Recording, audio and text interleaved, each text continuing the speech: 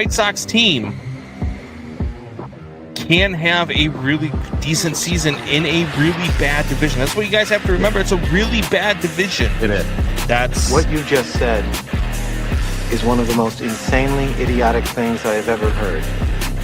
At no point in your rambling, incoherent response were you even close to anything that could be considered a rational thought. You have your scab-eating OC holding you back, calling two of the same screenplays in a row during one game, and having you throw two passes, which I was corrected by, one pass in the fourth quarter of a game you were the best player in. Fight me! A bullshit? A bullshit? A bullshit. Bullshit. a good organization would do. But this is the Bears, not a good organization. So they're going to keep Ryan Poles. Why? We just feel our disappointment. That's all. Yeah, nothing It's the wrong only with difference that. between the Bears and the Bears. Yeah, we do it. We do it when it's still warm outside. Right, yeah. We can get out like October, beginning November. Still like 50, 60 degrees. Nowadays, it's still like 70 degrees. And that way, during the winter, we're still so angry that everything's warm. And welcome to Combs and Fitz, Windy City Sports Talk. It's your boy, Brandon Combs, along with my guy, Ryan Fitzgibbons. What's going on, Fitzy? Lots going on, Combsy. Lots going on. All-star games, UFC fights you went to. We got football starting up soon again. Are you telling me the summer's almost over? I'm going to go into a deep depression. I mean, I start giving up on summer way too early. I mean, we really have 2 months to go, but I'm already like, I can't go. I can't take another winter. I just can't do it. I don't know how we got here, but no. It's because we live our lives by sports seasons, right? So summer's over when football starts, even though football starts in August. Yes. So we live our lives by football seasons or by sports seasons, I should say. And yeah, man, look, it's there is a lot going on, lots to get to. We will talk about me going over to Nashville to see UFC. Good night last night for the UFC as well in New Orleans. Oh yeah. Great fight night, period. We had a heavyweight fight, Pacquiao fight. Oh yeah. Great night for combat sports. Absolutely. Manny Pacquiao looked good. I don't know if he's back on the steroids or what, but and then great UFC card too. Yeah. Yeah, we'll get to that. We'll get to the All-Star game. I have some takes on that as well. And we'll get to the Cubs and the White Sox. There's a question I want to ask you about your White Sox that Yay. I think you might find interesting, and I think it's something that we actually have to dive into. So I might not find it interesting. We're gonna find it interesting, and I'll actually be at the rate next weekend for all 3 games, covering the Sox and Cubs series. I have a plan for some man on the street stuff. I know the type of content I want to go to the fans with. Want to find out from fans why they hate the other side so much. So stay tuned for that. Oh, I love it. And if you need it. Absolutely. Jeremiah says, sorry I missed 200, boys. Congrats. Hey, Jeremiah, 200 missed you. Yep. We missed you, sir. Welcome back. Happy to see you. But this is 201. Yes. 201. We're like UFC. Every episode. Yeah. I'm exhausted. We're like UFC. From now on, we're just going to put a number after our. Yeah, let's do it. So this is Combs and Fitz 201. 201. Next week will be Combs and Fitz 202. That's just what we'll do. Look, all the oldies are coming back. Look at this. Shanna in a long time. Wow. What's going on, Shanna? Nation. Yeah. I was in her neck of the woods last weekend for UFC Nashville. I know Shanna lives somewhere around the Nashville area, I believe. I don't know how Shanna, how far away from Nashville are you? But yeah, no, look, UFC was fantastic, and kudos to the UFC, and I've said it on every platform that I've talked about it on. The way that they take care of their media is top notch, especially from a fat guy's point of view. because Okay. go take care of the UFC. Here we go. You go to the event and you walk through the doors and you grab your credentials, and they have a spread for the media. And then you go to your seat and you watch some of the fights, and then halfway through the fights before the main card, after the prelims, they bring you a snack. And then afterwards, and you're doing your post-fight interviews and all this stuff, and after the event's over, a whole nother spread for the media. 2 meals in one night. It was Jeez. fantastic. But they also You want to take a nap. yeah. Yeah, especially because it was Nashville, so steak and ribs and barbecue chicken, and it's not like it was just like cheap food either. It was good stuff. So no, look, Nashville was fantastic. The UFC, I mean, they are so well organized with their media. I can't wait to do 319 here in Chicago. It's going to be a blast. I'll actually get to go to the media day and to the weigh-ins and all that stuff and get to experience that part of things as well. Um, but yeah, it was and then the card itself. I believe out of 10 fights, 11 fights, I believe we had 2 that went to decision. Every other fight was a finish. It was insane. Talk seeing guys like Derek Lewis knock out Teixeira in 35 seconds. Watching the hometown hero Nate Landwehr, who was from Nashville, watching him do his thing out there. It was a lot of fun, man. It was a good time. Got to meet some good members of the media that have been covering the UFC. Got to talk to a couple of those guys. And so yeah, no, it was just a really good time, man. Very cool experience. Even if you don't ever get a chance to go as media, I recommend you go if you're a fan of the sport. It's a different atmosphere when you're there. I mean, the crowd was just so electric in Nashville. I mean, I can't tell you how many times I heard somebody yell from different sections of the arena, "Grab his dick and twist it." And they were even yelling it during girls' matches, which was kind of weird. Um, That is pretty weird. it's very weird. But it was good, man. It was a good time. It was a fun show, and the UFC does a phenomenal job, man. They are a top-notch organization. Got to sit in a room post-fight and interview Dana White, and talk to him. We found out that UFC China, we were the first. I was actually the first one to tweet it out that UFC China sold out in under a minute. Uh, Crazy. and Crazy that all these events are doing countries that far out. Just unheard of yeah, when in our absolutely. childhood or even through our 20s, into our 30s. It's crazy with Saudi Arabia, now China. Yeah. Crazy. Keep the media happy and they give less negativity. Great concept. Yeah, I mean the Sox have great Chex Mix. They have a lot of giveaways. They do. They do. Yeah. Great Chex Mix in a press box. Here we go. Anyway, It's a 3-hour game. no, the White Sox do a great job. They actually with baseball games, it's like a 2.5-hour game. You can't no, get through 2.5 hours without eating. no. I'm a fat kid. And by the way, when you're media, you're there 4 hours before the game. So it's really an Yeah, 8-hour you're day. right. Then you're there And for an hour and a after, half. So yeah, yeah. Um but no, they do a great job too. I was joking. They put on a spread as well in the press box as well. So they do a great job. Shanna says I was in Gatlinburg last week. She's 45 minutes from Nashville. Okay. That's not bad. Um but yeah, no, it's a lot of good stuff, man. Last night, Dustin Poirier, his final fight, it was a great fight. yeah. I actually thought he won I it. got the best, Holloway. Yeah, I thought it was 2-2 going into the 5th, and I felt like Poirier did enough in the 5th round to win that fight. I didn't have a problem with the judges giving it to Holloway though Holloway. either.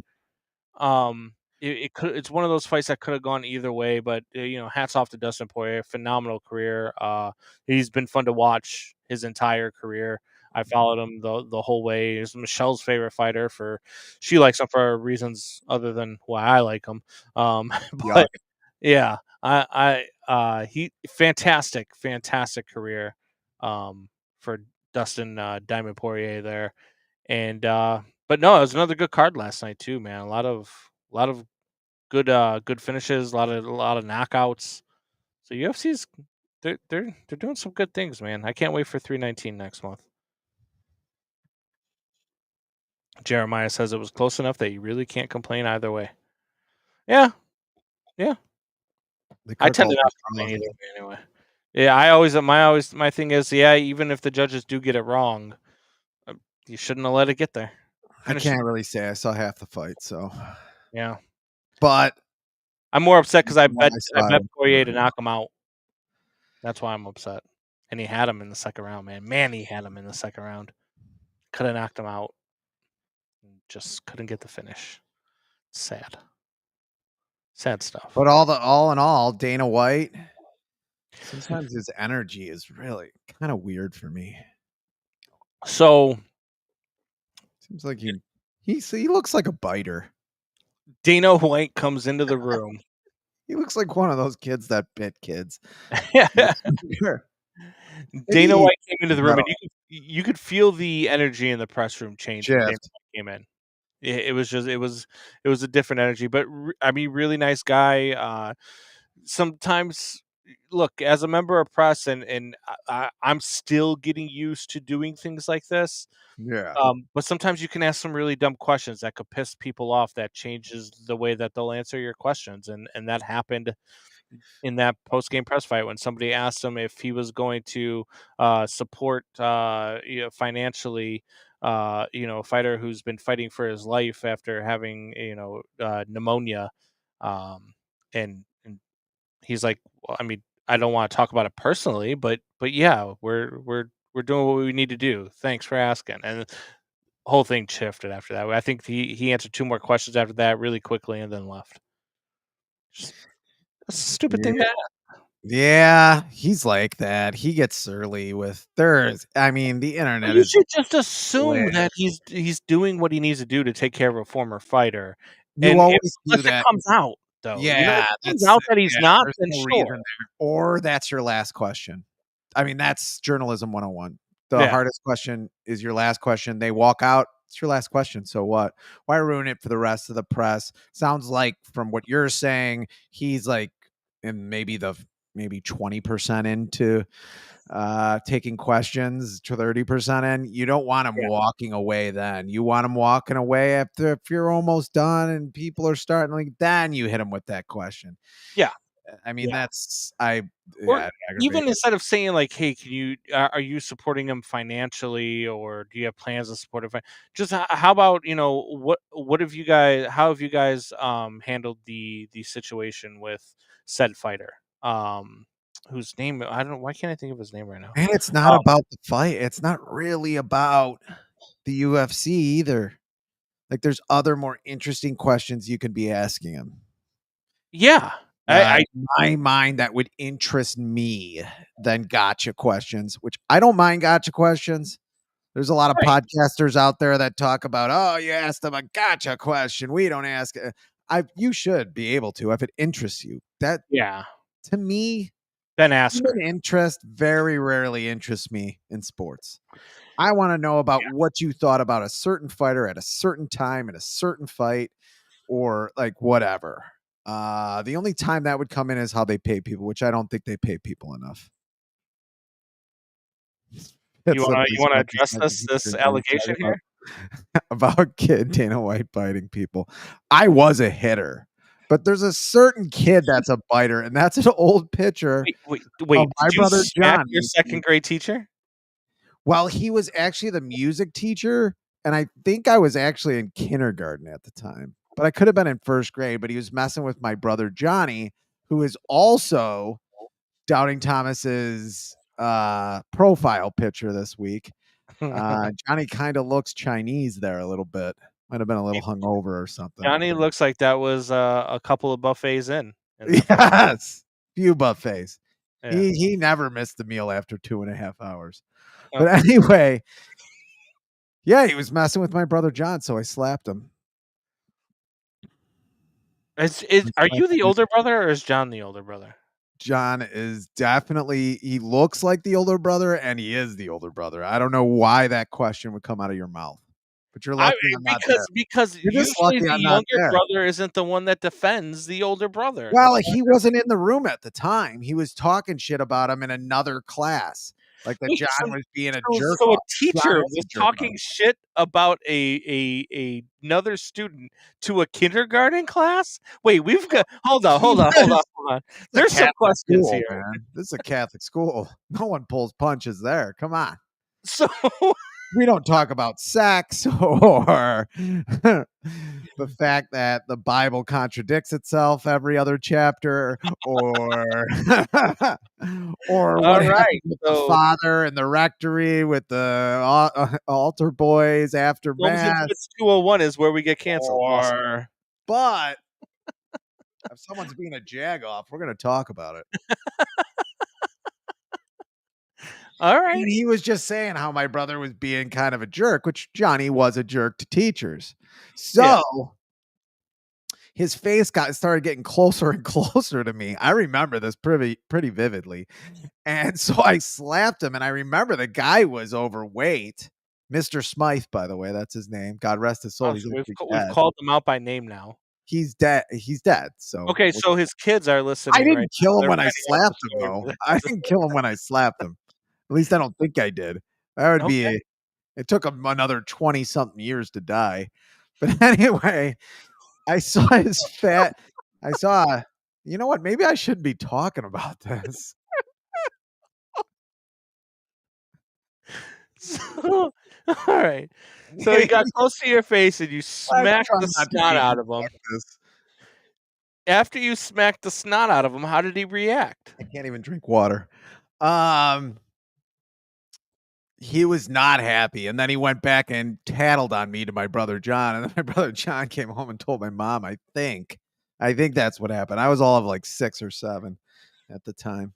So the teacher went and told your older brother, who he was talking shit about, that you smacked him. Yeah.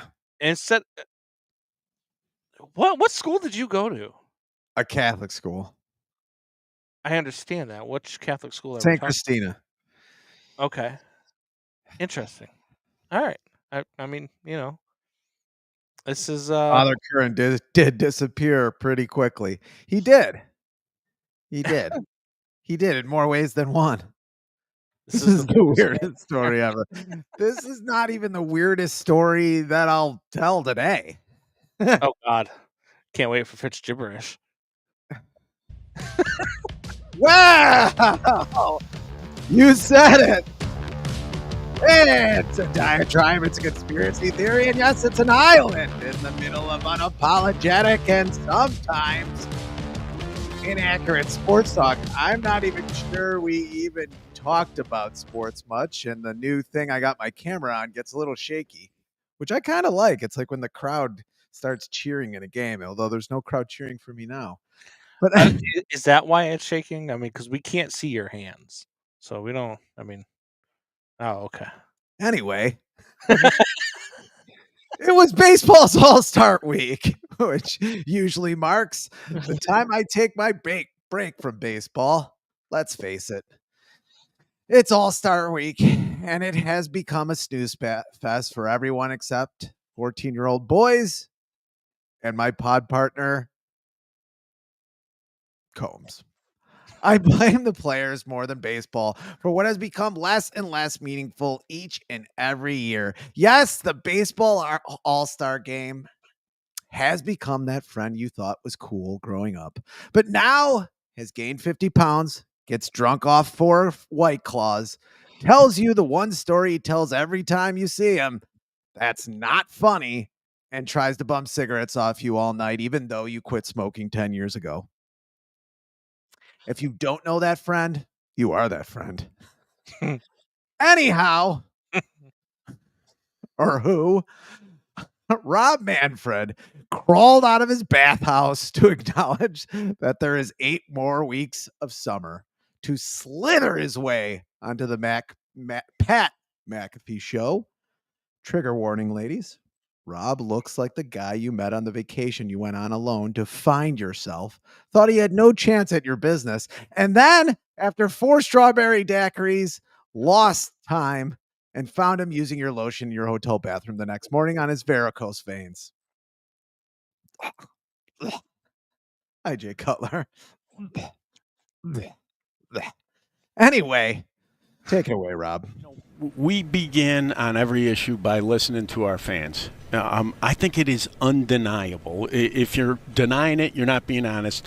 That we have fans in markets who believe they don't have a fair opportunity to win. compete. Yeah, that's one of them right there. Yeah, and you can blame you can blame the owner, or whatever. It's the system. It is the system that produces that. And at the end of the day, what we sell is competition. And so anything that undermines competition, which I believe the issue you're raising does, sooner or later, we're going to have to come to grips with that issue. Sooner or later, we are going to... obvious. Yes. Sooner or later, we're going to have to come to grips with that issue. Baseball's go-to motto for any issue, which includes calling balls and strikes. We'll get to it at some point. He is partially correct that teams with higher payrolls are becoming the teams that are at the top of the standings year in and year out. 4 of the top 8 teams in payroll, according to Spot Track, are leading their divisions right now. There are only 2 teams outside of the top 8. The Chicago Cubs at 11th and the Detroit Tigers at 17th. And the Detroit Tigers aren't playing so well.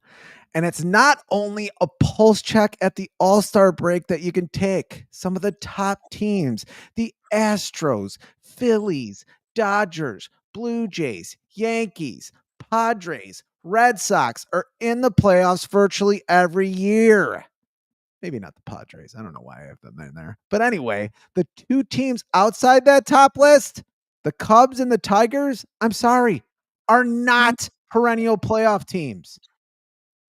As a podcast of 2, sometimes men, who did watch with awe at those All-Star games when we were 14, we at Windy City Sports Talk have taken note of this trend in baseball, mainly because it's kind of how it's always been.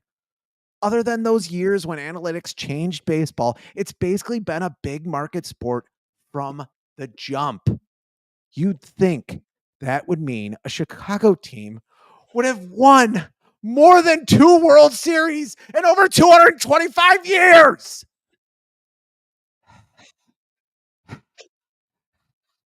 There's a real problem here, not just in Chicago. All the other 3 big sports have parity now. The Oklahoma Thunder just beat the Pacers for the NBA title. The NFL is buttoned up tighter than a preteen Swedish boy. And hockey is going to hockey. Who knows what's going to happen in hockey? The puck's crazy. Right now, the Dodgers have the highest payroll in baseball and are outspending the Marlins, who are dead last, by $275 million. $275 million.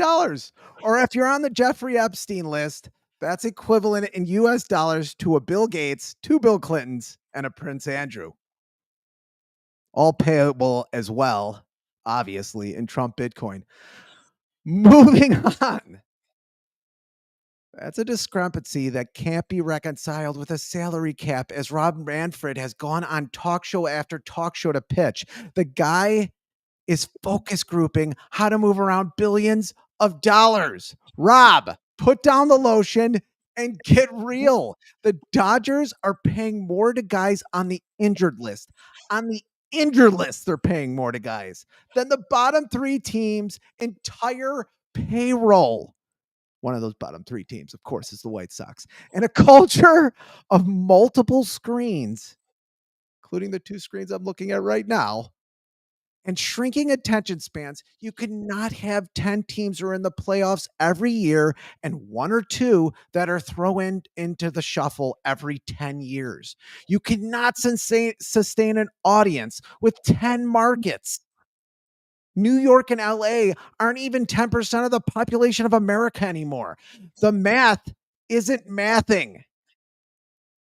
It's like having billions of dollars to purchase your own private island to do horrifically immoral offenses on other human beings without ever working a day in your life. Jeffrey Epstein didn't kill himself, and that's Fitzgibberish. Combs. Epstein didn't kill himself. Out of all of that, you had the Epstein didn't kill himself. That's freaking amazing. Look, we got to talk about the elephant in the room, not Jeffrey Epstein, although we can talk about him. But multiple elephants, let's just call them. Here's my thing with when it comes to this idiot, Rob Manfred, and baseball, right? We're going to get it. And I fully believe we're going to have it in 2027. And it actually might not take effect. I just don't know how you're going to do it. It might not take effect till 2030, 2031. But at some point, that would probably be the only way. You're going to have a salary cap and a salary floor. And with the salary cap, whatever number you come to with the salary cap, I don't know what it'll be. I don't know if it'll be 250, 300, 400 million. You'll have to have it down to that by a certain year to start that season. And then you'll have a salary cap and a salary floor. And I believe that's what you're going to get out of the next collective bargaining agreement. It'll remain to be seen on whether or not the collective bargaining agreement will be done in such a manner in which we won't lose baseball games when it ends at the end of next season.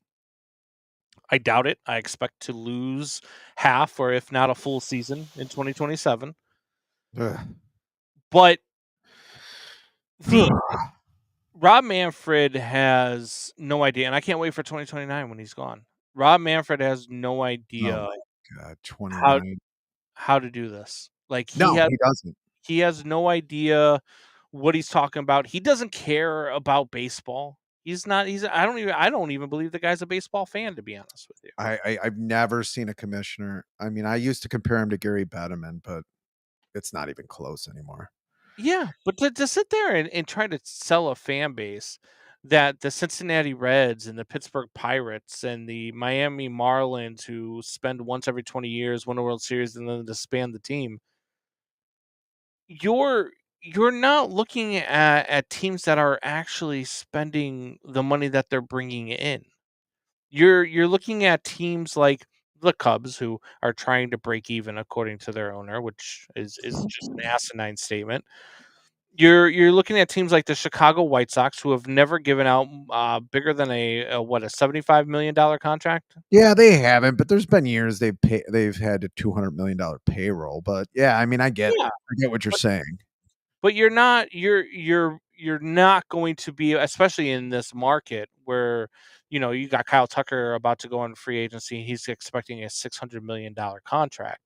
You can't compete with that if you're never willing to spend more than $75 million. When was the last time you saw the Pirates give out a big contract? When was the last time you saw the Reds give out a big contract? It just doesn't happen. But there are teams that, yeah, but there are teams that do compete without doing that, though. I mean, you look at like the Tampa Bay Rays model. The Tampa Bay Rays, they don't spend money, man. And when their talent starts getting to the point where they have to spend and they let the talent walk, and they draft well and they bring up new talent, and they're always freaking good. And they're still not. I would not call them a perennial playoff team. And they've had one shot at a World Series, and even that was kind of an out. They were that was an imbalanced World Series. That was not a balanced World Series. Yeah, what have they won? Thanks, Jeremiah. I mean, it's just no. Trust me, I get it. I'm not advocating for that at all. I'm not. The Cubs should be a perennial playoff team. The Cubs should be a team that's spending, $250, $300 million a year. I agree with all of that stuff. But the problem is when you don't have those rules in place, what is forcing these guys to incentivizing them? Yeah, they get to make money. I mean, that PNC Park and Pirates, I think, are one of the number one teams for me, just because that PNC Park is filled a lot. Yeah, and it's a really nice stadium. It's a good fan base. Tell me Pittsburgh isn't a good fan base. And they never spend any money. Cincinnati too. Yeah, there's a lot of teams in there. The Marlins or other ones. Some of them like Tampa Bay. I mean, what are you going to do? You're not bringing in a lot of money. Oakland wasn't. Oakland Yeah. was kind of like a Tampa Bay team, but that data is starting to slide back now, where there isn't anybody in data analytics anymore. Every team that are in data analytics heavily. I mean, almost every team is in on it now. Even the Sox are, which is And I mean, crazy. But I know you don't and consider there's no one who has an crazy. advantage intellectually anymore, is what I'm saying. There's nobody. There's not the new innovation isn't out there yet. I mean, we might be on the cusp of something with pitchers and how they're getting injured, but there's really nothing that's happening now, at least that I can see in the sport. It might be hidden where somebody has the upper hand that isn't monetarily, that isn't with money. Jeremiah says, "Well, I'm sick of hearing about the Rays." I understand, but the reason why you go to the Rays when you talk about this topic is because they are a team that consistently spends under $125 million, and they have consistently been in the playoffs ever since 2007. I'd There's only like been to 6 seasons since 2007 where the Rays have not been a playoff team, and they've been to 2 World Series since then. Which wild card era was that? I mean, now that we're in the wild card era, I hate to put caveats on it, but Well, the wild card's been here since I, I 1994. I get it, but they're.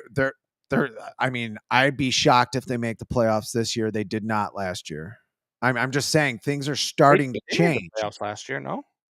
I don't believe they did. No, Maybe I'm wrong. no, they weren't. You're wrong. I'd be shocked. 23, they made the playoffs. That's Yeah, what I'd be shocked if they were even over 500 last year. I'm just saying it's starting to happen more and more, and the bad teams are getting worse. Let's face it. The Rockies have a really good chance of beating the Sox record for worst team ever. I mean, and it's not just the record. I mean, you have to get really unlucky to only win 41 games. The Sox actually underperformed for what they were last year, if you can believe it. right. But it's not just the games, it's just the talent, the level of talent. There's such a disparity. It's unreal. There is, and look, you can talk about it. I mean, there is devil's advocate arguments to this. Like I would argue with you. Look at all the money the Dodgers have spent, and they're still a team that needs to go out at the trade deadline and make some moves to get better because they weren't as deep as they thought that they were. Which I said that at the beginning of the season, if you remember, that the Dodgers were not going to go to the World Series and they were not going to win the NL pennant because they did not build enough depth. They've got Mookie Betts, who is underperforming. Mookie Betts is only hitting like 240 this year, which is crazy. Eh, He said the other not day really. he's never been this bad for this long of a period of time. But those are the things that when you build a roster like this and there's no depth behind the front line, which there wasn't. And if I don't know if you recall this conversation we had, that was my concern with the Dodgers was that they have a great lineup. They've put together this roster, this $1 billion roster of players that is all deferred until like 2093 or whatever. You put together this roster, but there's no depth behind it. And when there's no depth, you are counting on the fact that everybody is going to still have a good year. You're counting on the fact that you're not going to run into injuries, and they have run into injuries. They have had injury issues. They don't need the Cubs have the best record in the National League right now. Yes, they have the best record in baseball right now. Unless Yeah. something happened in the last 20 minutes I'm not aware of. Well, yeah. I mean, well, they have the same amount of wins as the Tigers, but yeah. Still a team that's probably there. I mean, I would think if they do what we both want them to do, is going to have a payroll that's even higher than what it is now, which they have them at 199 million. So that's the devil's advocate argument for this topic is that and that's why the Rays get brought up. I mean, they just had 2023 or 2021. I forget what the year after the COVID year. I believe they won 100 games, and then 2 years ago or 3 years they had 99 in 2020. Yeah, but that's the thing. You have to spend money to win in the playoffs, and what costs money? Starting pitching, and now closers. They were in the World And Series in even setup 2020. guys. They lost to the Dodgers in 2020. Did they? Yeah, that's who the Dodgers beat in the COVID World Series. Yes. Oh God. I just want to forget that year. I know, and I did. I'm just saying, but that's You have to say there's a shift. there's definitely a This shift. was not how stuff was 10 years ago. But This look at is how much not money how the the Yankees baseball spent. ran 12 years ago or 10 to 15 years ago. The teams that were paying top dollar were getting made fun of for paying top dollar for their teams. That is not happening anymore. The Yankees spend top dollar year after year after year. They haven't won a World Series since 2009. Yeah, but again, they're in the playoffs every single year. Every single year. They are in the playoffs. The I agree. Phillies are in the playoffs every single year. Every year. Yeah. No, I know, and I know that there's Even the Blue Jays are kind of starting to be in the playoffs every year. They're sixth in payroll. I mean, the Red Sox are in every year. They're in every year, and they're top 10 in payroll every year, sometimes more. The Astros now. The Astros are, 20. They cut payroll, and they're $25 million ahead of the Cubs in payroll. That's another reason why no one's ever won around here. You got two teams that are somewhat cheap. Yeah. No, I try when it comes to the highest end talent. We are on the same wavelength when it comes to that teams need to spend more, which is why there's been a need for a long time for a salary cap in baseball. And I've said it for a long time because teams like the Dodgers, and whether you guys like to admit it or not, I know Jeremiah hates this argument when I talk about it, but teams like the Cubs are not going to compete with the Dodgers even. And I know the Cubs should spend way more money, and I know they're making money hand over fist, and I know they've got a sports book in the stadium, and I agree they should spend more money. But when you have 9 billionaires that own the team, it's different than when 1 billionaire owns the team. There is just that little bit of a difference. So that is why you're going to have, that's why so many owners want to have a salary cap. Now, does that come with ticket sales going down? Does that come with cost of vending going down? I mean, the fact that I went to a concert at Wrigley Field a couple months ago and I spent $52 on 2 drinks. Will that go down? Hopefully. But there's going to be a salary cap in baseball. There's a need for a salary cap in baseball. And Rob Manfred just needs to go away. And they need to end blackout restrictions. Let more people watch, even though I don't subscribe to the notion that baseball is a sport that needs more viewers, because I believe baseball is doing just fine. Their All-Star game drew over 8 million viewers, which is double of any other sports All-Star game. They do just fine when it comes to playoff time in the World Series. Baseball stadiums are packed day in and day out. Minus the couple of teams that don't spend, like the Cincinnati Reds and Pittsburgh Pirates. Those stadiums are filled day in and day out with fans that love their team and watch and cheer and have a blast while they're doing it. So I don't subscribe to the notion that baseball needs more viewers, but if you want more viewers, you want to bring in younger viewers, you're going to have to end blackout restrictions. It's just and in that clip, he talked about putting highlights out on social media, the choice to do that, which was 10 years too late when they finally started doing it. Major League Baseball marketing, because they're terrible. Yeah, I mean, I'm not worried now or in the next, 5 to 10 years. This is something that's a problem that's down the line. That's going to be a big problem when people that are kids today. Yeah. When they grow up. I just don't know if there's going to be the same fan base we have now, but yeah. Jeremiah says the Marlins built up their system and won because they pushed their chips in the middle to do it. They added talent and spent some money to win. These other teams won't even do that. I see. Especially in 2003. Here's 2003. Yeah. Dickhead. Anyway. Here, when you're talking about pushing your chips to the middle, I think that teams do kind of do that at the trade deadline, right? Like, would you consider it pushing all your chips to the middle if, the Cubs go out and add a couple of players, but start depleting their farm system to do it? That's pushing all your chips to the middle, right? Like, I think teams do that. I think the Cubs did it in 2016. And to a certain extent, I kind of think the White Sox did it in 2005, sort of. Yeah, and They 6. struck gold. 6. They Yeah. also did recently. I mean, like I said, their payroll was over 200 million more than a few times. There's other ways they have been cheap. There's other ways to be cheap. I mean, the Tampa Bay, you could say the Tampa Bay Rays, yeah, they don't spend a lot of money. They spend an incredible amount of money on scouting and data analytics. So do the Twins, by the way. Yeah. They're two teams that were scouting.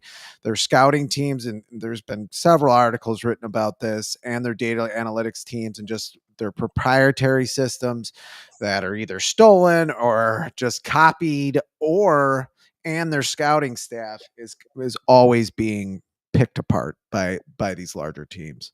Yeah. So there is money being invested in other ways where the Sox don't invest money. Also, the Sox have been cheap on some contracts to pick up some players, especially not having a right fielder through that whole run that they had when before all these players got hurt or were just bad the whole time. The most recent rebuild, not the most recent rebuild, but the rebuild right before this rebuild. Yeah. We're rebuilding again. And look, when it comes to the All-Star game too, I want to get into that a little bit because I thought that the Major League Baseball did a great job with the All-Star game. I don't necessarily like the new format of the home run derby. I think that I would like to go back to just, having a certain amount of outs per batter. The 3 minutes and having my guy swing 100 times within 3 minutes is just, I mean, it's absolutely insane to watch these guys get so damn tired after the first round, let alone having to go through 3 of them if they win it. But two things that I came away with, and I tweeted this out directly after the All-Star game. 2 things Major League Baseball has to implement immediately. 1, you have to implement the ABS challenge system. You have to. It's beyond due. You watched a call in, I believe it was in the second inning of that game with Tarek Skubal, where a pitch gets called a ball, and then they review it, and it's right down the frickin' middle. Like sooner or later, we are going to have to come to grips with that issue. Yeah, sooner or later. It should have been done 15 to 20 years ago. Sooner or later. The second thing that needs to happen is the swing off in the regular season. I don't care if you implement this after the 10th inning or after the 11th inning. But at that point, it should go to a swing off. You should take your three guys that you want to do, just like NHL does with the shootout, just like soccer does with penalty kicks. I want to see the swing off the same way that they did it in the All-Star game. Why not? Most games, it's not going to happen that often, right? Because most games now with the runner on second end after the 10th inning. Some of them end after the 11th inning, which is why I said it either after the 10th or after the 11th. So you might only get 2 or 3 swing offs per season. Not only would I mean, how many times have you gone to a hockey game in the last 20 years and been like, it'd be really cool tonight if we went to a Blackhawks game and Patrick Kane was in the shootout. That'd be really cool to see.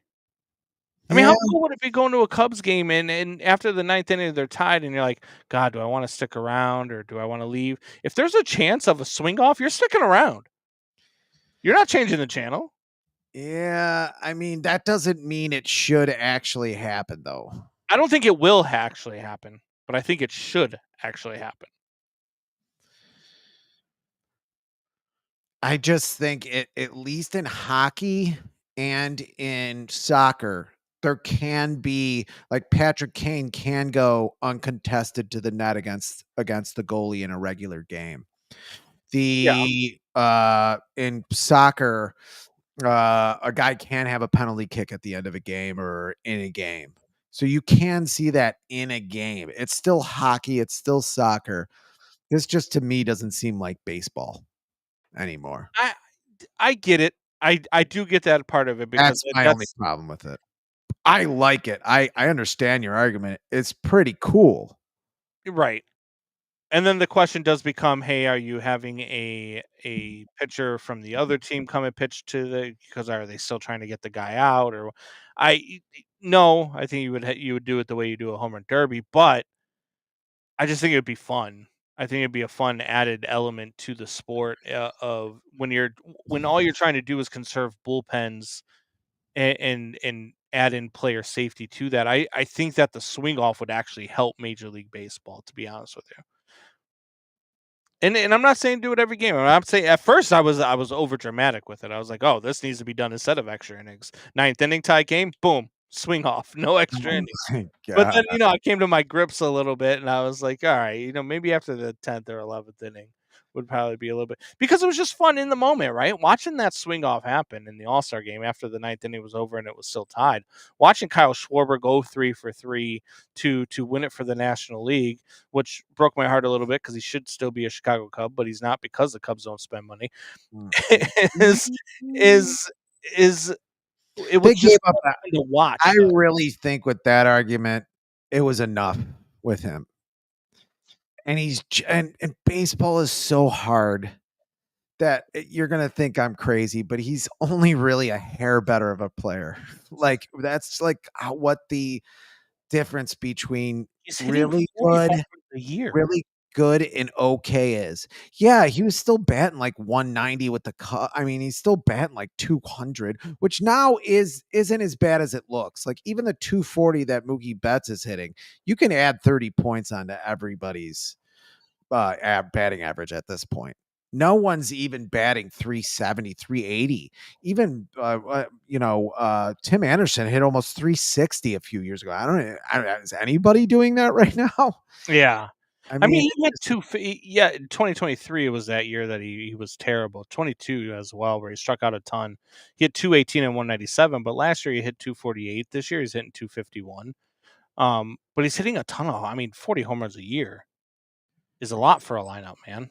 Yeah, who would have guessed? That's not a bad take. Doubting Thomas, who would have guessed Schwarber would have had the best career since the 2016 Cubs title? Yeah. I don't think I would have guessed that. Yeah, you could kind of sort of make an argument for Javi Baez because he did still have that in 2018, 2019 where he was people still candidate. thought Chris Bryant was eventually going to get healthy and have a couple of good seasons. Anthony Rizzo, yeah. Wilson Contreras. Anthony Rizzo still hasn't been signed by a team. Jeez. You know what I mean? So, but you're a mid-30s first baseman with back issues. It was bound to happen. But yeah, Kyle Schwarber is definitely the guy that you would want on your team right now for sure. I don't know. But here, let's talk the Cubs real quick because then I want to get into the White Sox. So the Cubs playing the Red Sox have a chance to sweep. They're up 1-0 right now in the top of the 6th inning, so they do have a chance to sweep this series. The Red Sox came into the All-Star break with a 10-game winning streak, but so far through 18 plus 6 24 innings against the Cubs, they've scored 1 total run. And the Cubs pitching has just shut them down. Colin Ray looked really good on Friday. It was Shota Imanaga yesterday looked really good, and Kate Horton has looked good so far today through 6. So not through 6, through 5. They're in the top of the 6 now. He's still pitching. But you're looking at a Cubs rotation that looks really good.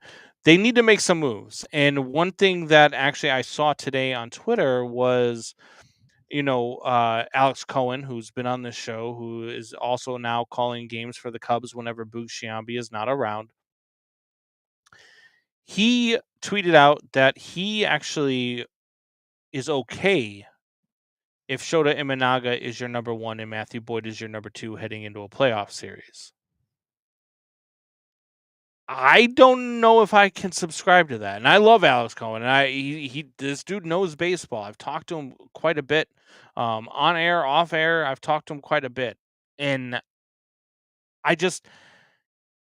if the Cubs don't go get a frontline starter, are you okay with Imanaga as your 1 and Matthew Boyd as your 2?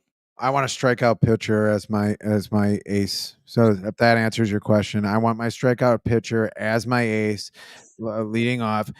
I mean, you're going against Boston Red Sox in the playoffs, and you got Garrett Crochet you're facing down. I know they faced Garrett Crochet today. This will be in a playoffs when he has 10, 15 days off, and he's ready to shove one up your ass. You're 0-1 in the series unless you have a better pitcher out there. Yeah. Going against, and I know they're not playing the Red Sox. The Red Sox are in the American League, but you can go for really any other team in the National League with that crap. I mean, I'm sorry, Alex Cohen. We had him on the show, great guy, but no. The first Cub Pitching pitcher rules baseball now more than it has sort of in our lifetime. And you're going to go up with a guy who he's just not a strikeout pitcher. I have nothing wrong with him. He's way better than I ever thought he would be. And as a 2, okay. But as your number 1 pitcher in a playoff series, have fun with that. Here's a stat for you. If I gave you the top 2 pitchers in Major League Baseball from the Cubs rotation, if you look at the top 100 in baseball, who are the first 2 Cubs that appear on the list? The top 2 Cubs pitchers right now? No. If the top 100 strikeout leaders in baseball, there are the first 2 Cubs names that appear on the list. Who do you think they would be?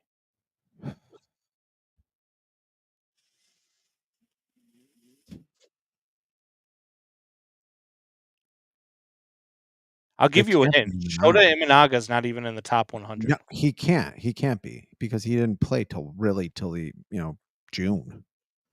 Well, he did. He started the season and then but anyway, the first one Colin Ray? No, Matthew Boyd is first. Okay. And he comes in at 36 in all of baseball. Who do you think would be the second one?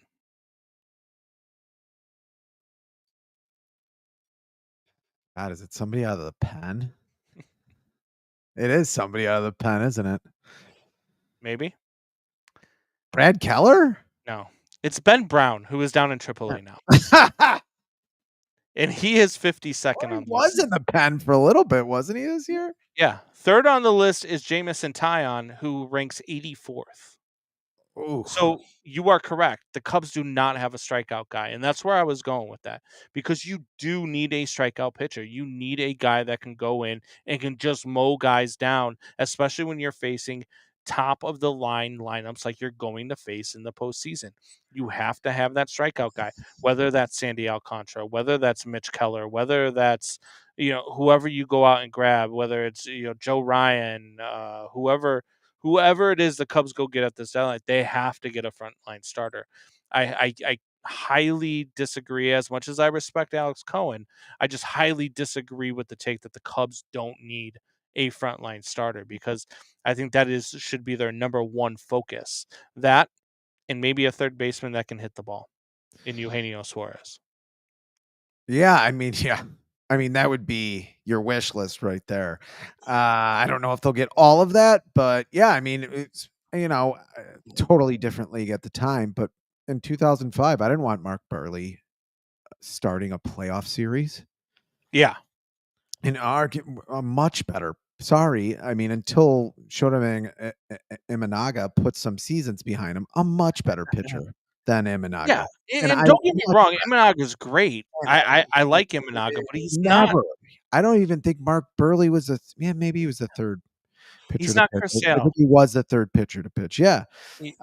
No, you have a chance to get Chris Sale. You have to. I'm sorry. This is why you have a farm system that's good. Mm-hmm. You have him to trade him. Other teams do this all the time. I don't know why this is so hard for Jed Hoyer to make. Maybe because it's easy and he doesn't seem smart. Yeah. You just trade away your guys. You're going to look dumb. You are. I mean, you're probably going to look dumb, but you might win a World Series because of it. Kerry Wood and Mark Pryor combined to strike out 500 plus batters in 2003. Yeah. A whiff away from the World Series too. I wish I could have struck out a couple more. This is the second time he's mentioned the 2003. I know he's a dick. He's a dick. Just But saying. anyway, What so happened? yeah, I think the Cubs definitely, even though look again, they're on the precipice of possibly sweeping the Red Sox. Either way, they've taken 2 out of 3 in this series. They've got the Royals and the White Sox up next before they go up against the Brewers again, who have just, I mean, they just will not go away. We I mentioned before know. the best record in baseball, and the Brewers are only a game out. They Yeah. just will not go away. The Cardinals have faded away. And the Reds are a game, I think, above the Cardinals. But I mean, it's just the Brewers just won't go away. And I don't know if they're going to go away at this point. I thought these couple of series against the Dodgers surrounding the All-Star break would kind of get them to go away a little bit. However, they swept the Dodgers, and they've taken the first 2 in LA after the All-Star break. So it has not gone according to plan with the Brewers. They're better than we thought they were.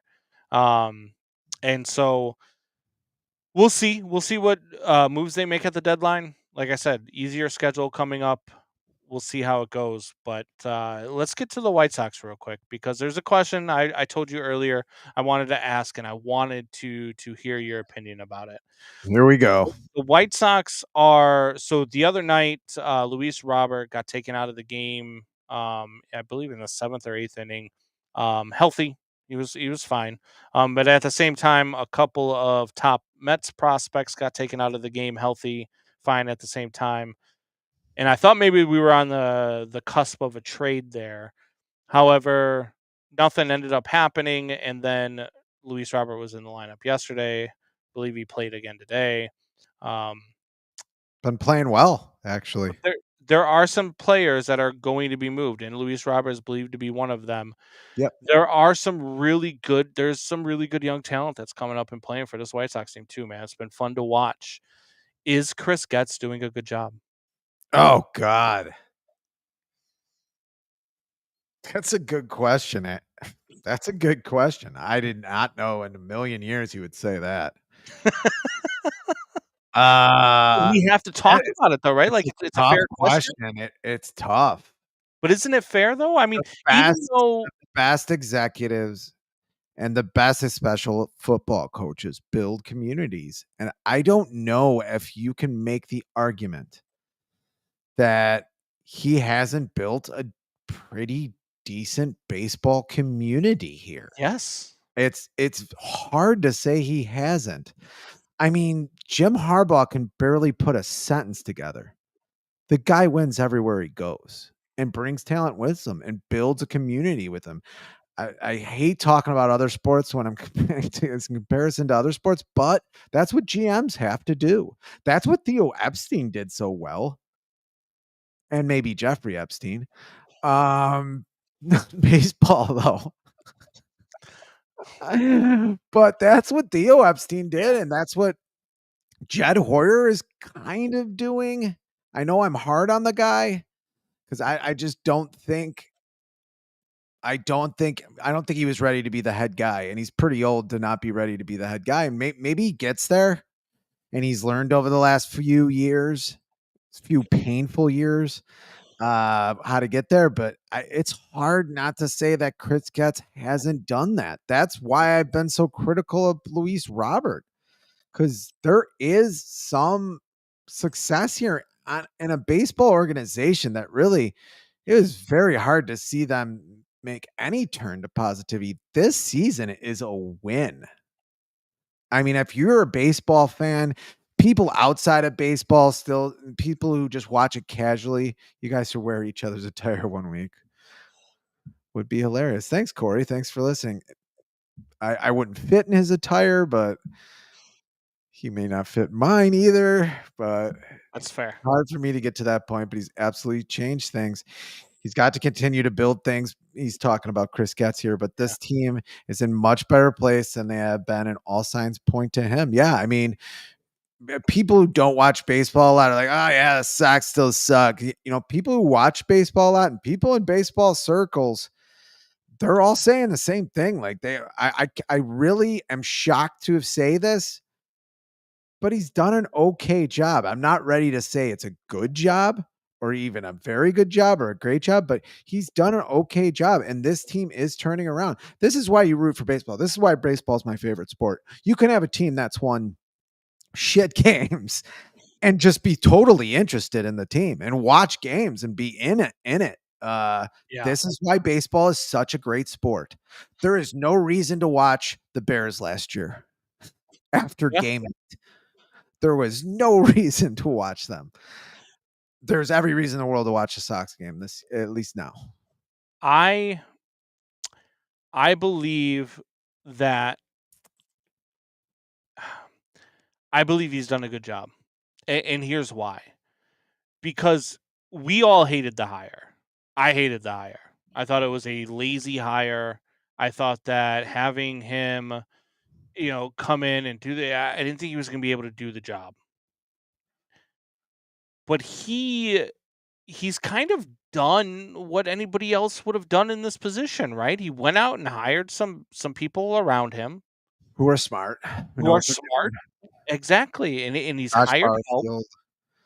They've scouting. Yeah. I forget who the guy who brought Colson Montgomery in here. He raised him up. I can get his name. The development of the team has been really good. The hire Will Venable has done a really good job with this roster that he's been given.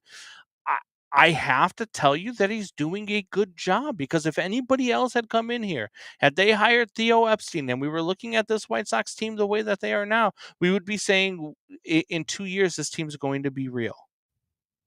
Yeah, we probably it's Chris Getz. We haven't really said that, and I think that it's time that we give Chris Getz his due, because we harped on him and we thought it was going to be a terrible job and we thought it was going to be a terrible hire. Look at the job he did in the minors, and how could he be this guy who turns this team around when he couldn't even do his job right when he was in the minors.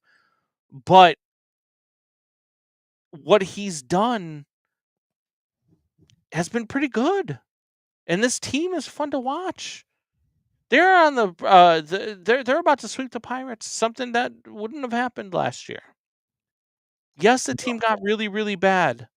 Yes, last year sucked. This year's team not winning a ton more, but they're at least more exciting to watch. And if they go at this trade deadline and they do things the right way, this could be a team that maybe does turn this thing around a little bit quicker than we thought that they would. Yeah, I mean, right now, Eddie Carroll looks like Eddie Carroll. Changed his profile picture. Who is that? Looks like a fan. You know who it is. Looks like a Cubs fan. Son of a bitch. Looks like a fan of the Chicago Cubs. Looks like he was a Marlins fan in disguise. No, I'm just joking. I don't. Even Colson Montgomery, who's had some problems, they take him down to Arizona. He comes back. He's hitting everything. Looks smooth at shortstop. I still think he's too tall for shortstop. It took Cal Ripken's entire career for me. Look at Troy Tulowitzki. There could be a tall shortstop, but I like my shortstops a little shorter. But wasn't Troy Tulowitzki was a taller shortstop? Yeah, he was too. Yeah, great shortstop. I mean, he's not going to be Troy Tulowitzki, but left-handed hitter though. I mean, either way, he's going to be great wherever you put. I mean, if he's giving that kind of defense and he bats off the left side and hits the ball with that authority, he's got a chance. Eddie Carroll looks like a star. I mean, he just does at this point. And if Kyle Teal is that good too, like wait. It's hard. Vargas hit another home run today. I was looking at their schedule and I was looking at their win totals right now. They're not going to get to 70, but it wouldn't be shocking if they did. Yeah. And we'd never hear the end of it. I'm just saying. Well, he said 75, not 70. So if they win 74, he's still not right. Now I won't. No. There's no way. Fitzgibbon says White Sox will win 75 games next year, which, I mean, this is the time. I mean, they're even saying there's even a lot of stories out there that the Sox aren't interested. You talked about trades. The Sox aren't interested in younger guys anymore. They're starting to go. We're going. weird to say they are going into phase 2 of a rebuild. I mean, there's no doubt about that. There's no doubt about that. And I thought there was no chance they would be there this year. Yeah, They're there now, and Yeah. that's positive. And they're going to trade for pieces. I believe that they will trade Mike Talkman. I believe they're going to trade Luis Robert. I believe that Adrian Hauser. I believe they're going to trade Hauser, but I believe that in return they're going to get guys that are in AAA systems and on other teams that could be in the major leagues right now. I don't, you know what I mean? Like, let's say it was the Cubs. I don't think the Cubs and the White Sox are making a deal. But let's say it was the Cubs. They're going to get a guy, like a Kevin Alcantara who's ready to play right now. They're going to get a guy who They can need fill outfielders into their too. system, who is ready to go right now, and he's going to play at the major league level and be able to develop at the major league level, and that's huge. And that's why I think Chris Getz is doing a good job, is because he's getting this team turned around, man. Crazy. Yeah. Please tell me someone remembers the Cal Ripken baseball video game. I do not. I do. That's right in my wheelhouse too. I should. Yeah, I remember. You do? Okay. Yep. I want to say it was was it Sega or was it Nintendo? I remember the logo of it too. But yeah, no, I remember it. All right, so look, football season's upon us. Bears have made some moves this week, which we definitely, they've signed all of their second round picks are all signed now. Ozzie Trapillo signed. Luther Burton signed. Burton most guaranteed money, I think, as a receiver. Yeah, and so things are going according to plan. Listen to Ben Johnson this week. Ben Johnson said, if we're not ready for prime time yet, he's like, which is to be expected, but we're getting there, and we should be there by the beginning of the season. So, you like to hear that, right? Like, you like to hear, hey, this team's going to be ready to go. So, I'm excited for what the Bears are going to be. But what we did last year is what I want to do this year, right? Where we went through each division, and I sent you our AFC East picks in a text message because it came up. Boy, were we off on the AFC. We were off on the AFC East, and we were off on the NFC East last year. But we were pretty close and pretty spot on in the rest of the divisions. I mean, we weren't that far off in the rest of the divisions. So we were off about the NFC Central as well, was the other one we were wrong about. But yeah, it's NFC Central. Yeah, NFC North, I meant. I learned long ago to ram it just right. You can ram it all day and ram it all night. Let's ram it. We rammed it. Let's ram it. Speaking of ramming it, we have the AFC West and the NFC West this year. We're going to get to this week. Over the next 4 weeks, which will bring us right up until the middle of the preseason, which is crazy to think, right? Yeah, I know. We're going to go through 2 divisions each week till we get through all the divisions, and then we'll give you guys the East. You said the West, right? Huh? You said the West. You meant the East. AFC and NFC East. Is that what I texted you? Was the East? Yes. All right. Well, I wrote down the West, but all right, East is fine. The West. I don't care either way. You tell me which one you want to do. The production team was ready to do the East. All right, so let's do the East then. We'll do AFC and NFC East. We'll do the West next week. How about that? All right. So you want to go AFC? East? You want to go AFC or NFC first? Let's go AFC. All right. Look, let's start with the team that I think is going to finish in the bottom of this division, and that's the Miami Dolphins. Ooh, you do not like Mike McDaniels. It's not. No, I don't like Mike McDaniel. I think he's a freaking nerd. But I don't like this football team, and I don't like their schedule. When you look at it, so you have this team. They start with the Colts, then they get the Patriots, the Bills, the Jets. So they have 3 straight in the first 4 weeks. They have 3 divisional games. Then they get the Panthers, the Chargers, the Browns, the Falcons, the Ravens, the Bills again, the Commanders, the Saints, the Jets, the Steelers, the Bengals, the Buccaneers, and they finish the season at New England. I myself look at this team as a 6-11 football team. I have the Dolphins at 6-11 this year. I don't trust that they can keep Tua healthy.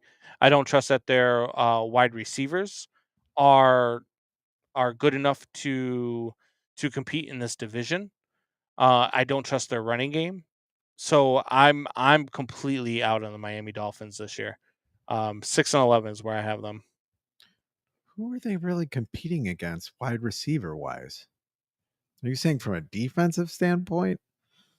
I mean, the Jets aren't blowing anybody away. The Patriots, well, right, but I just don't. I don't think Tyreek Hill's too busy making babies. Making him, he's burning down houses. Yeah, his house is being burnt down. You've And got Will Brayer hits a 2-run home run. The Red Sox are up 2-1. Okay, so we're not doing the podcast, I guess. Not doing the podcast. We are, but what are we doing here? I'll just look out the window. It's a sports freaking podcast, and I'm talking sports. My God, you really are. I really wish You're watching a baseball game. You're not talking sports. You're watching a baseball game. You know what Ryan Presley's initials should be? DFA. That's what his initials should be. All right, where do you have the Dolphins? Oh, you're ready to talk now? You ready? Where do you have the Dolphins, dickhead?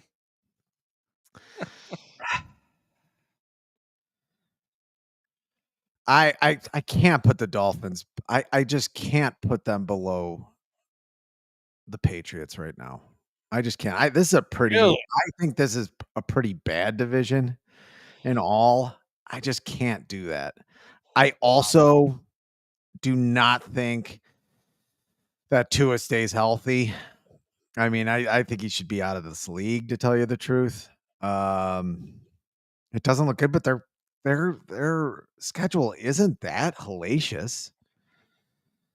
I mean, who are they really? The Colts and the Patriots to start the season off with? Yeah. And yeah, they're at Bills. That's a Thursday night football game. So yeah, they lose that game. But then you basically have a mini bye. You don't play again until you play the Jets on Monday Night Football. And then you got the Panthers. And you got the Browns in there too in the chart. I think they're pretty easily 8-9 or 9-8. I'll go 8-9. And Mike McDaniels is gone. If they go 8-9, he's done. That's okay. 8-9. That is exactly where I have the Jets and the Patriots. I have both of these teams at 8-9. I think that the schedule for the Jets is really, really tough. The Jets they start with the Steelers, then they get the Bills, the Buccaneers, the Dolphins, who I believe they're better than the Dolphins. They get the Cowboys, the Broncos, the Panthers, the Bengals, which I think the Panthers are going to be much improved. We'll talk about that when we talk about the NFC South. It might surprise you on where I have them. Oh, God. But they do still get the Browns. They do still get the Falcons. They get the Dolphins twice. They get the Jaguars. They get the Saints.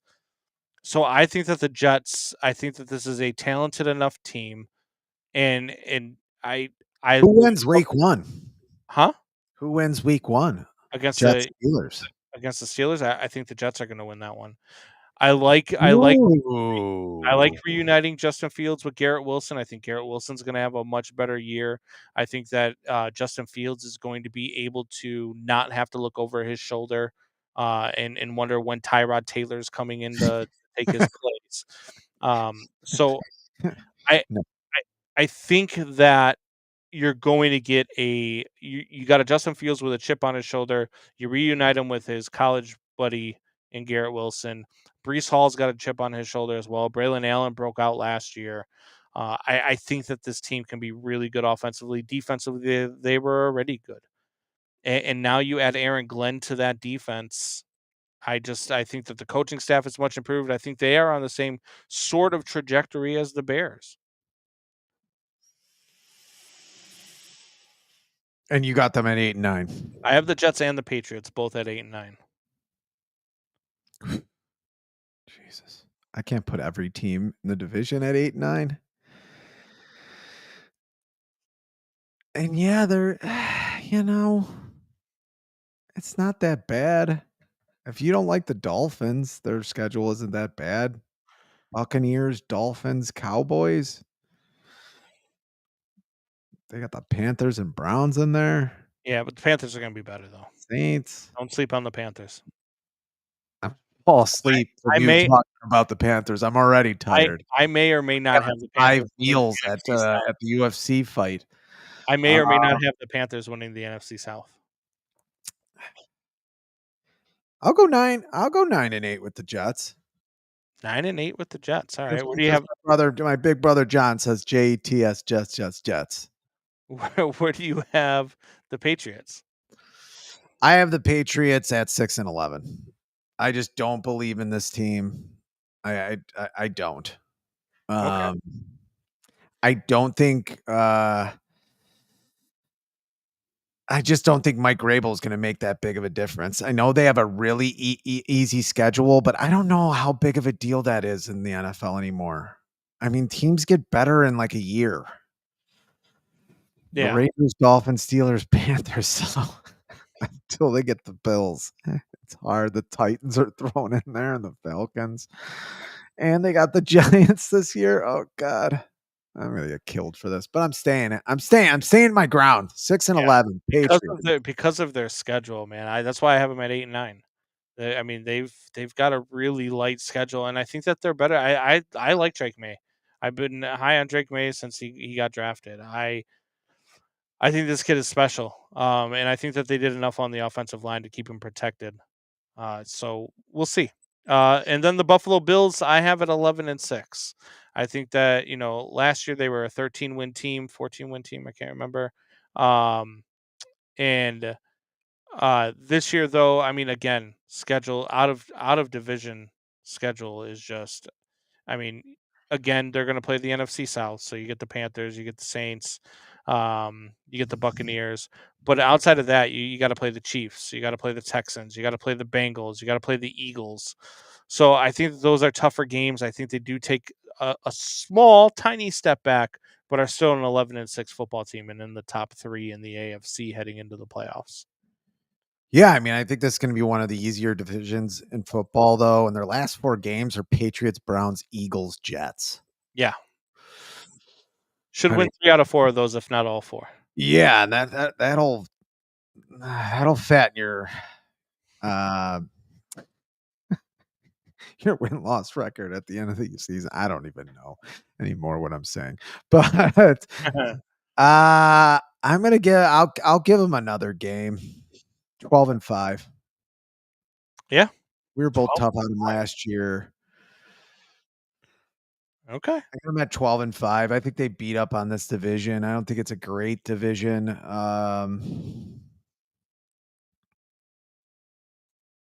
I'll be interested to see what Justin Fields does this year, and I only say that to wake up Doubting Thomas because I think he falls asleep a little bit at this point in the show. I'm interested to see what Justin Fields does on that Jets team. It's interesting he went there to me because that's a team, like you said. I mean, he's got a pretty good team around him. Yeah. No, I mean, yeah. It's I'm definitely interested in that. I'm interested because I still root for the kid. I still want him to do well. And we'll see. We'll see how they open him up. If they use him properly, that's going to be a huge thing. And we'll see how it goes. All right, let's go over to the NFC East. Let's start with a really interesting team, which is the New York Football Giants, who signed not only Jameis Winston, and then a week after signing Jameis Winston, signed Russell Wilson, and then drafted Jackson Dart. They've got Tyrone Tracy, who broke out last year. He was a huge fantasy football star last year. Malik Neighbors is a very good wide receiver. Wan'Dale Robinson, Darius Slayton. Their schedule is it's gross. Their first 6 weeks or first 4 weeks, listen to this, is Commanders, Cowboys, Chiefs, Chargers. And then they get the Saints, which should be better than the Saints. But then they get the Eagles, Broncos, Eagles, 49ers, Bears, Packers, Lions. I mean, Jackson Dart playing by week 7. I think Jackson Dart. I think Jackson Dart is in by the Saints game. I just don't think so, because then you have the Eagles week 6. I mean, well, yeah, but then you got the Broncos and the Eagles again. And then you get the 49ers and the Bears. And then the Packers and the Lions. Oh. And then Patriots, Commanders, Vikings, Raiders, Cowboys to end the season. It's a brutal schedule for a team that was in last place last year. Yeah. I mean, that's tough. 13? Yeah, I'm about 3-14 or 4-13 is about where I'm at with this team. I'm gonna go 4-13, just because my boy Sean Marash picked them to have 9 wins this year, which is wild. This defense is gonna be good though. Abdul Carter picked up Darius Alexander. They already had a pretty good defense, so that might win them a couple of games. But this, I mean, it's brutal. Yeah. 4-13. Yeah, I'm gonna have to be the same here. 4-13. Yeah, I think 4-13. It's hard not to have them at 4-13. It's hard not to put them at 3-14.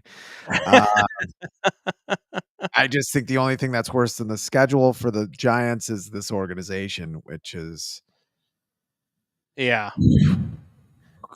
way downhill the last decade. All right, so Cowboys. Onto the Cowboys. That's a nice segue onto the Cowboys. It is.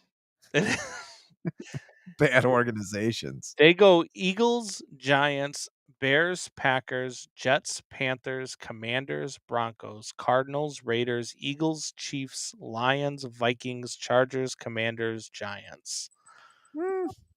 It's a tough schedule, but not brutal. When you look at this roster up and down, this team should be better. When you're talking about CeeDee Lamb, George Pickens, who they picked up, Javonte Williams, the running back. Trying to think of other name. Jake Ferguson, their tight end. Dak Prescott, if he can stay healthy. But they also did draft Joe Milton as a backup out of Bama. And their defense, man, Micah Parsons, who's now, I mean, after the TJ Watt deal, is going to get paid. Micah Parsons when his deal is ready to come up. And of course they've got our guy. They've got Jack Sanborn now at middle. Oh yes, patrolling the middle of the field like it's 1975. Yeah, like it's 1975. I'm gonna go for the Cowboys. I'm gonna go 9-8. I think 9-8 is where this team's at. I think they're talented enough to win some games that they shouldn't. But they're also lose some games that they shouldn't. That they shouldn't. Yeah. So 9-8 is where I'm at. 9-8 is where you're at. God, if I got the Giants at 4-13, I'm going 8-9. 8-9. Okay. 8-9. Put it up there. I've got it up there. Let's go to the big boys, the Washington Commanders, who came out of nowhere last year. Completely turned this franchise around. Jaden Daniels was a breakout star. Now in the second year for a quarterback, you do tend to see some regression. And I don't know how much regression you're going to see, but when you look at their schedule, they are playing obviously the Giants, but outside of their division, they got the Packers in Green Bay. They've got the Raiders, the Falcons, the Chargers, the Bears, the Chiefs, the Lions, the Seahawks, the Dolphins, the Broncos, and the Vikings. It's a little tougher for me. I do expect them to take a step back. I'm going 10-7. I'm going 10-7 too. Oh. I was going to say that. Don't yell. 10-7's where I got them. I think they take a little bit of a step back. I don't think that, they're. Who wins week 6? I mean, I hope it's the Bears, right? Monday Night Football. You get a chance to go back to Washington, which is weird that they're playing Washington 2 years in a row on the road. But you get to go back to Washington. Shanna says Fields will do well with the Jets. I kind of agree, but I mean, here we go. What is Justin Fields' stats this year? I'm not letting it go. How many touchdowns he's got? I will put Justin Fields at, let's say, 3,200 yards passing. Here we go. Yes. 19 passing touchdowns, 12 interceptions, and 11 rushing touchdowns. That's a lot of picks. He accounts for 30 touchdowns. That's a lot of picks. It's Justin Fields, man. He sails people on mid-range throws. Doubting Thomas, holy fuck. What? Got someone trying to catch a baseball there. That is new profile pic. Is that Moises Alou? Anyway. Moving on. I'm about to treat you like you're a first base coach, and I'm a fan on the South Side. Here we go. I'm just going to beat your ass. All right. Eagles. The Eagles. Eagles have a tough schedule too, man. But this defense is really, really good. The offense, I'm still not. Look, I'm not 100% sold on Jalen Hurts still. I think he's good. I don't know that he's great. But outside the division, they play the Chiefs, they play the Rams, they play the Buccaneers, they play the Broncos, they play the Vikings, they play the Packers, the Lions, the Bears, the Chargers, the Raiders, and the Bills. I see a little step back here as well. Not as good as they were last year, but I think 11-6 is where I have this football team.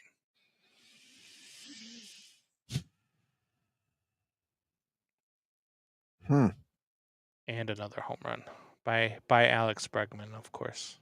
Oh, interesting. Shut up. Interesting.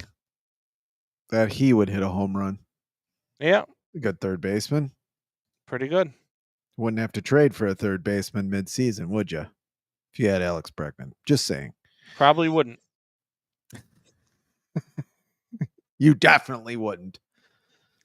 Still don't as the Red Sox are.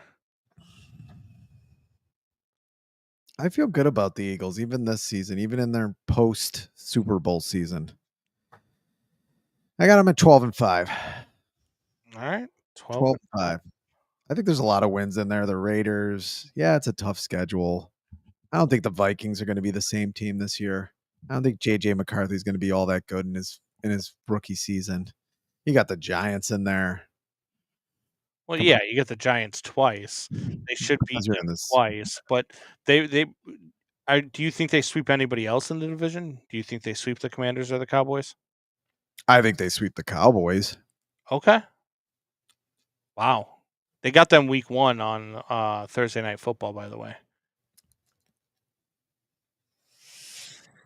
That could be a game that the Cowboys do win. That could be. Yeah. And then right after that, on all cylinders. But the Eagles are a team where a lot of the players have played together. So I see a scenario in which the Eagles start the season 1-4, where you either you beat the Cowboys week 1, or you beat the Buccaneers week 4. I could see a scenario where they lose to either one of those games and also lose to the Chiefs in Kansas City, lose to the Rams, and lose to the Broncos. And Nick Sirianni is being his head's the Philadelphia fans want his head to roll. The year after he wins the Super Bowl? Super Bowl. Yeah. That's a Philadelphia fan base for you. Yeah, I mean they can quickly correct that though. Right after being 1-4 after those first 5 weeks, they get the Giants, Vikings, Giants. And if JJ McCarthy's not everything that he's supposed to be, they could easily be 4-4 right after that, before they go on that run of Packers, Lions, Cowboys, and Bears. Oh my! Oh my! Who knows what that stretch will Bears bring. on Black Friday. Yeah. Ooh. Yeah. Feeling Is bad about the Bears schedule. Every time I look at it, gives me heartburn. Yeah, We'll get to their division. Yeah, for sure. So the way we both have it, we both have the Eagles winning the NFC East. We both have the Bills winning the AFC East. There's no surprises there. I'm not as high on the Dolphins as you are. I have them at 6-11. You have them at 8-9. And we're the exact opposite on the Patriots, where you have them at 6-11. I have them at 8-9. And we're both right around the same mark with the Jets. You have them 9-8. I have them at 8-9. NFC East, we both have the Eagles winning, like I mentioned, but then I have the Cowboys at 9-8. You have them at 8-9. We both have the Commanders at 10-7, and we both have the Giants at 4-13, which means we are going to be completely wrong, and the Giants are going to win the Super Bowl. Oh wow! I agree with Jeremiah. Worst team in football. It's hard not to believe the Giants are going to be that. John just says Redskins. Okay. Well, I mean, yeah, but they're the Commanders now, so we're over it. Let's move on. That's their team name. If they were still the football team, I would be calling them the Redskins. But since they're not still the Washington football team and they've actually changed their name to the Commanders, I call them the Commanders. I don't call the Washington Nationals the Montreal Expos. Anyway. All right, man. You ready to get out of here? I'm ready. Are you sure? You don't seem like you're ready. Put me to bed. I'll give you some Justin Fields stats. Uh-oh. What are your Justin Fields stats? 23, over 20 touchdowns passing. 23. I don't think he has over 3,000 yards passing. Maybe 2,900.